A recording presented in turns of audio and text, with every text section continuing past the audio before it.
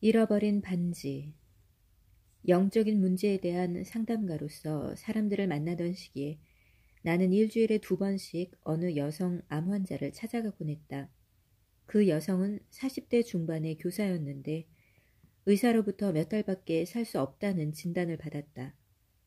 나는 그녀를 방문해서 몇 마디 말을 나눌 때도 있었지만 침묵을 지키며 다만 함께 앉아 있을 때가 많았다.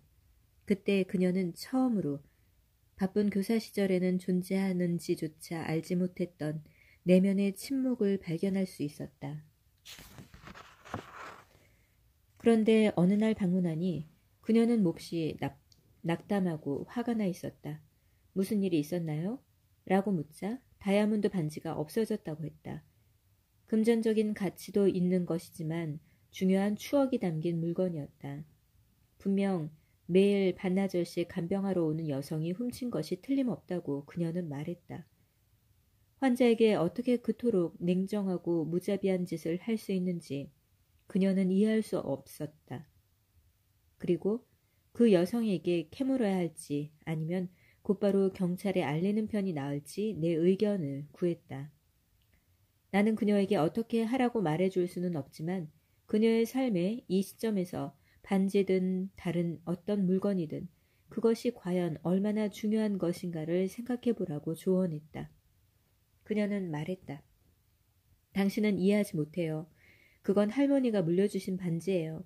매일 끼고 있었는데 병에 걸리고 나서는 손가락이 부어서 낄 수 없게 되었어요. 그건 단순한 반지가 아니에요. 내가 어떻게 당황하지 않을 수 있겠어요? 그녀의 즉각적인 반응과 분노, 자기 방어적인 태도는 그녀가 아직 내면을 들여다볼 만큼 충분히 현재의 순간에 있지 않으며 일어난 사건과 자신의 반응을 분리시켜 그 둘 다를 관찰하는 수준에 이르지 못했음을 보여주었다. 분노와 자기 방어는 여전히 에고가 그녀를 통해 말하고 있다는 신호였다. 내가 말했다. 그럼 몇 가지 질문을 하겠습니다. 곧바로 대답하지 않아도 되니까 당신 안에서 그 대답을 찾을 수 있는지 한번 살펴보기 바랍니다. 각각의 질문을 한 후에 잠깐씩 멈추겠습니다. 대답이 떠오른다고 해서 그 대답이 반드시 말의 형태로 올 필요는 없습니다. 그녀는 들을 준비가 되었다고 말했다. 내가 물었다. 당신은 결국 그것도 아마 가까운 시일 안에 그 반지를 내려놓지 않으면 안 된다는 것을 깨닫고 있습니까? 그것을 내려놓을 준비가 될 때까지 얼마만큼의 시간이 더 필요한가요? 그것을 내려놓으면 당신이 더 작아지나요? 그 손실로 인해서 당신의 존재가 줄어드나요? 마지막 질문 후에 몇 분간의 침묵이 흘렀다. 그녀가 다시 말을 시작했을 때 그녀의 얼굴에는 미소가 떠올라 있었다. 그녀는 평화를 되찾은 듯 보였다. 마지막 질문이 나로 하여금 중요한 무엇인가를 깨닫게 했어요. 먼저 내 마음에게 그 답을 물었어요. 마음이 말하더군요. 맞아. 당연히 나는 작아졌지. 그래서 다시 한번 그 질문을 했어요. 나는 정말로 줄어들었나? 이번에는 생각으로 대답지 않고 느껴보려고 했어요. 그러자 갑자기 나 자신의 순수한 있음을 느낄 수 있었어요. 그렇게 느낀 적은 처음이었어요. 만약 이토록 강렬하게 나의 순수한 있음을 느낄 수 있다면 나는 분명 줄어들지 않았던 것이죠. 여전히 지금도 그것을 느낄 수 있어요. 평화로우면서도 매우 살아있는 무언가를. 내가 말했다. 그것이 존재의 기쁨입니다. 머리에서 벗어날 때만 그것을 느낄 수 있습니다. 존재는 느껴야 하는 것입니다. 생각으로는 알 수 없습니다. 에고는 그것을 알지 못합니다. 에고는 생각으로 이루어져 있으니까요. 그 반지는 사실 하나의 생각으로 당신 머릿속에 있었고 당신은 그것을 자신의 존재와 혼동하고 있었습니다. 당신은 자신의 존재 또는 그 일부가 반지 안에 있다고 생각했습니다. 에고가 추구하고 집착하는 것은 에고가 느낄 수 없는 존재의 대용품입니다. 물건의 가치를 인정하고 소중히 여기는 것은 좋지만 거기에 집착을 느끼면 그것이 에고임을 알아차려야 합니다.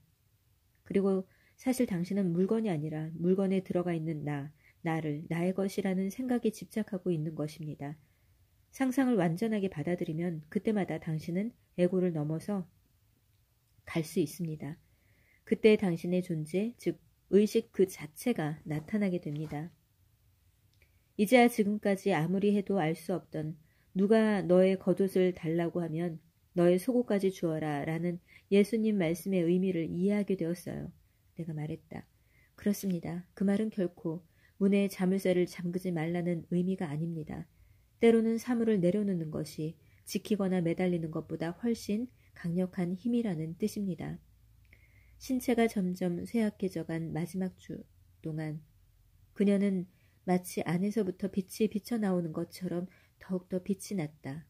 그녀는 사람들에게 자신의 소유물 대부분을 나누어 주었으며 그 중에는 반지를 훔쳤다고 의심한 여성도 있었다. 그리고 소유물을 나눠줄 때마다 그녀의 기쁨은 더욱 깊어졌다. 그녀가 세상을 떠났다는 소식을 나에게 전화로 알려준 그녀의 어머니는 그녀가 죽고 난 뒤 화장실 약장에서 그 반지를 발견했다고 말했다. 간병하는 여성이 반지를 제자리에 돌려놓은 것인지 아니면 줄곧 거기에 있었는지는 아무도 알 수 없다. 하지만 한 가지는 알 수 있다. 삶은 그것이 무엇이든 의식의 진화에 가장 도움이 되는 경험만을 준다는 것이다.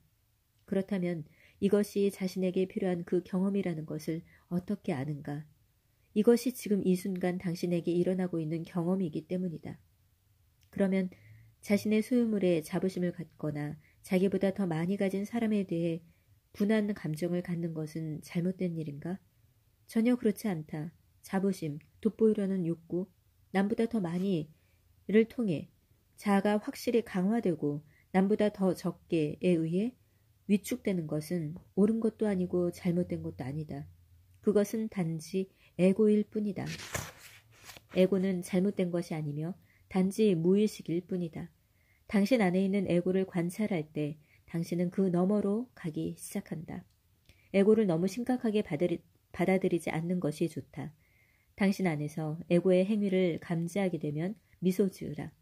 때로는 소리내어 웃어도 좋다. 인류는 어떻게 이토록 오랫동안 이런 것에 사로잡혀 있는 것일까? 무엇보다 먼저 에고는 개인적인 것이 아님을 알아야 한다. 에고는 당신이 아니다. 에고는 개인적인 문제라고 여긴다면 그것은 단지 더 에고일 뿐이다.